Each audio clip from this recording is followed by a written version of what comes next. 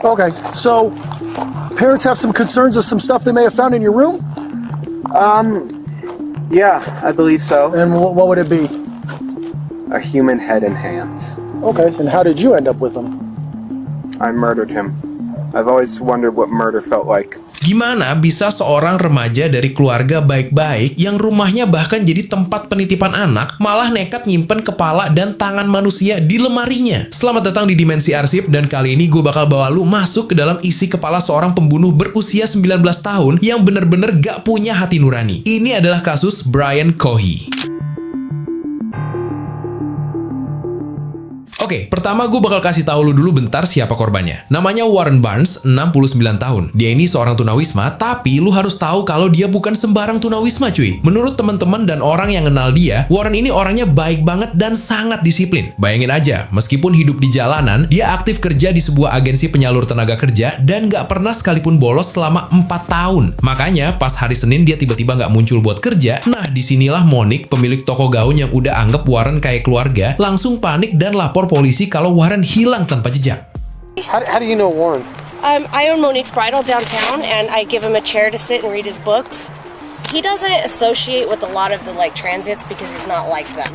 He's very intelligent. I don't know why he's homeless. I never really got into why he chose, What raised concern with you today to report him missing? Because the place people already called to see if I had seen him because he didn't show up for work, and he's never once not shown up for work in the 4 years he's been working for them. Tapi di balik hebohnya laporan orang hilang ini, ada insiden aneh di malam sebelumnya. Sebuah mobil Ford 500 nyemplung ke sungai Colorado dan pengendaranya diidentifikasi bernama Brian Cohy. Do you have your ID with you, driver's license by any chance? I do. Thankfully. What were you doing down here, bud? Well, I felt like I needed to get out, and I figured, why not park here and just relax a little bit? Relax and think. Okay. And I parked on the boat ramp, and I thought it would be easy to get out. But when I tried to, Where did you park exactly? Were you down the hill a little bit? Yeah, just a little bit. Okay. And then when I got back in, I tried to put it in drive, and it didn't go up. So then I tried putting it in low gear, shimmying it a bit. Di lokasi itu, ibunya udah ada karena sebelumnya udah ditelepon duluan sama Brian sebelum manggil polisi. Si ibu minta ke polisi supaya anaknya boleh pulang duluan karena kasihan dia kedinginan parah buat ngangetin diri. You need to stay here? Or I'm sorry? is he free to go? I'm sure he'd like to go home and get warm. I'm sure you'd like to get some pants on. Yeah, right? Yeah, it's not a crash. It's Okay. It's just a stupid ass. so. All right, I'm going to take him home and then we'll come back here and figure out what's what with the picture driver. Pas Brian udah pergi, polisi baru ngeh kalau ada bercak merah di bumper mobilnya. Pas ibunya nelpon buat nanya itu apa, Brian cuma jawab kalau dia nggak tahu. Karena nggak curiga, polisi ngelepasin kasus ini gitu aja, tanpa sadar kalau remaja yang baru mereka ajak ngomong itu adalah orang yang bertanggung jawab atas hilangnya Warren Barnes. Hey, quick question for you. Sure. So the back bumper, I don't know, you can probably see it from here. It's a lot of red on the back of that, dripping down it all a little bit. Right underneath the license plate, a little area right there. Okay. A lot of red. Looks like blood. Blood? Yeah. Hello? Brian, are you okay? They see blood on the back bumper of the vehicle. Really? Yeah, did you get hurt? No. Are you sure you don't have any injuries? No, I'm fine. There's blood on it? We're not sure. We're not sure. It's a red, something red It- underneath the license plate. Similar blood stain. Oh, no. Right. But you're not injured. You don't have any cuts. No, I don't know what would cause blood or just whatever it is on the bumper. But you're not injured. No, I'm not injured. Okay. Alright, I'll call you back. Karena cuaca malam itu dingin banget, evakuasi mobil akhirnya baru dilakuin besok paginya. Pas ayah Brian lagi beresin barang-barang yang basah di dalam mobil. Dia nemuin sebuah pisau besar dan dompet milik Warren, si kakek yang lagi dicari-cari. Si ayah sempet kaget pas tahu Warren dilaporkan hilang setelah dia nelpon agensi tempat kakek itu kerja. Pas dikonfrontasi lewat telepon, Brian tetap tenang dan ngeles kalau dia cuma nemu dompet itu di pelabuhan. Curiga sama jawaban anaknya, si ayah langsung bawa barang-barang itu ke kantor polisi buat laporan. And I opened the glove box, and there was a knife in the glove box, underwater. Okay. The glove box is full of water. Very large knife. Okay. And then, as I go around the passenger door, I open the passenger door, and there's a wallet in between those two. And it's gone on with it. Okay. And I open up, that's not Brian's wallet. It's frozen solid.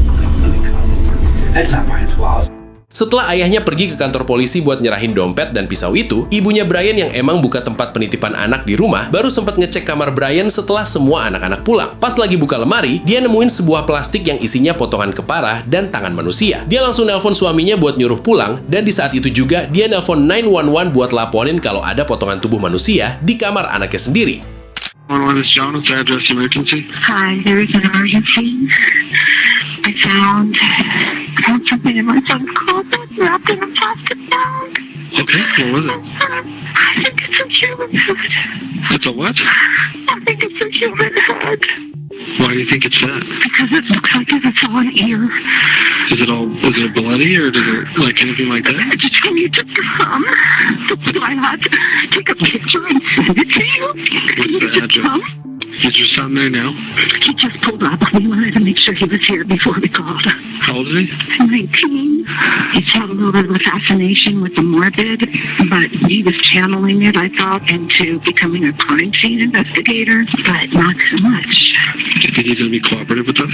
I don't know. I don't think he'll be violent. Just came back from his friend's house. Is the bag still in the closet? No, it's in my kitchen sink, and there's a secondary bag that I have not opened. Gak pakai lama, polisi langsung tancap gas ke lokasi rumah Brian. Nah, ini adalah rekaman yang di awal video tadi gue tampilin. Di sini, lu bisa dengar sendiri gimana santainya Brian ngaku kalau dia emang ngebunuh Warren cuma karena penasaran gimana rasanya ngebunuh orang. Okay, so parents have some concerns of some stuff they may have found in your room? Yeah, I believe so. And what would it be? A human head and hands. Like, for real human head and hands? Yes. From? That fellow who went missing recently. Which fellow was that? Warren Brown. Warren Brown? When did he go missing? The night of the 27th. The night of the 27th? Okay, and how did you end up with him? I murdered him. With what? A knife. Why would you have done that? I've always wondered what murder felt like. Akhirnya Brian dibawa ke kantor polisi buat diperiksa lebih lanjut. Nah, pas di perjalanan, Brian bilang kalau dia ngebunuh Warren di bawah jembatan yang kebetulan lagi dilewatin sama mobil patroli itu. Polisi pun langsung ngecek lokasi tersebut dan bener aja, mereka nemuin sisa potongan tubuh Warren yang dibuang di sana. Setelah itu Brian langsung dibawa masuk ke ruang interogasi buat dimintai keterangan lebih dalam. It's right here. Yeah. Because there's an arm. Pas di ruang interogasi, Brian ngaku kalau dia awalnya cuma lagi jalan-jalan tengah malam, terus ketemu Warren yang lagi tidur, dan langsung menikamnya. Dia kemudian memotong kepala serta bagian tubuh lainnya buat dibawa pulang. Bahkan, dengan santainya Brian bilang kalau proses ngebunuh dan mutilasi itu ternyata sangat mudah buat dia lakuin.